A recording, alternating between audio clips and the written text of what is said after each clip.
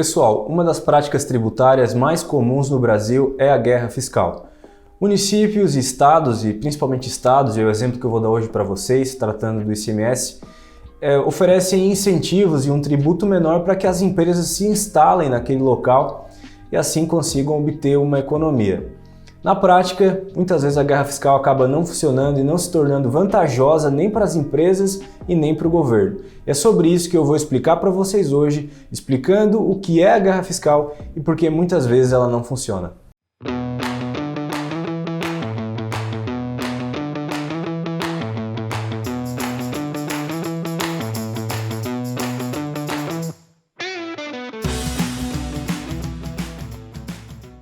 A principal razão da existência da guerra fiscal é a vontade dos municípios de atrair mais investimentos, ou seja, trazer mais empresas para a sua região. Os estados sabem que quando eles trazem mais empresas, eles movimentam mais a economia, do seu estado, geram mais empregos, que é o grande objetivo, e o estado se torna mais rico financeiramente. Então, considerando que o ICMS é um imposto que os estados eles podem mexer, a Constituição dá autonomia para os estados decidirem as suas alíquotas de ICMS, talvez vocês devam se recordar, o presidente Bolsonaro desafiou os estados, inclusive, a zerar o ICMS, que aí ele zeraria também os tributos federais, para abaixar o preço da gasolina em determinado momento. Só estou usando isso como exemplo, tá, pessoal? Para lembrar vocês de que o estado detém essa autonomia para mexer, para modificar o seu ICMS e o quanto ele cobra.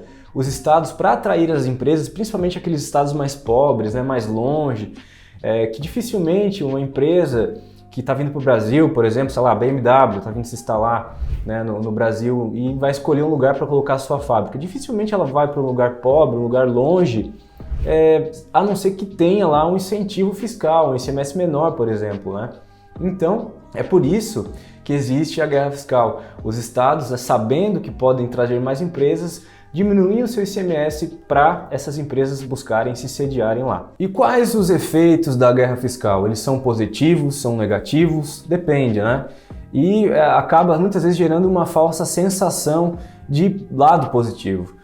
Veja bem, se uma empresa, um estado, aliás, dá uma concessão de um benefício no ICMS para as empresas irem para lá e recolher menos tributos, é claro que movimenta mais a economia e gera mais emprego, mas por outro lado, o estado abre mão da sua receita e recolhe menos ICMS, E no fim, toda a sociedade daquela região acaba compartilhando esse estado com menos recursos, A gente vê muitos estados do Brasil quebrados, com pouca receita, com muita despesa, às vezes parcelando salário de funcionário público porque não consegue nem pagar. Então é algo que acaba acontecendo quando o estado abre mão de muita receita, E na verdade, quando o estado está gerando um benefício, uma economia, no fim essa economia só está sendo tirada de um estado e levando para outro, Então também é algo que pode gerar uma falsa sensação aí de lado positivo quando a gente olha isso de uma maneira macro. Uma vez que os investimentos estão apenas deslocando entre regiões do Brasil, de um lado para o outro, não se tem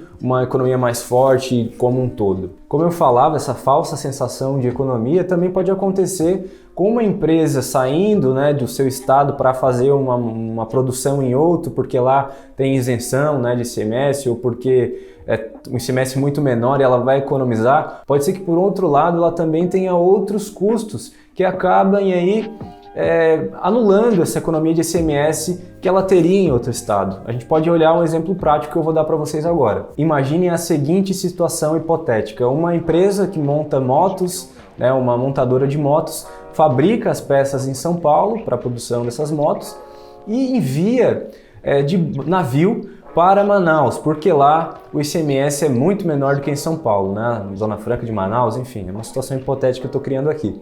Então ela produz as peças em São Paulo e encaminha através de um navio até o porto, pela costa do país. Chegando lá no porto, ela pega um outro navio e vai até Manaus, porque o barco ali para navegar no rio é diferente. E ela faz então lá a montagem das motos, coloca de novo no barco, vai pelo rio até a costa, pega um outro navio, volta para São Paulo pela costa até o Porto de Santos, enfim, depois pega um caminhão de volta aí para as suas unidades de distribuição. Então veja bem, pessoal, ela pagou menos ICMS certamente fazendo essa operação, teve economia com o tributo, mas os custos de logística, que foram envolvidos, de seguro, para fazer esse transporte, né, dentre outros custos que podem surgir nessa transição aí de mercadorias e motos prontas depois, né, de um estado para outro. Será que valeu a pena? Será que não teve um custo, por outro lado, que anulou toda a economia que teve com o tributo?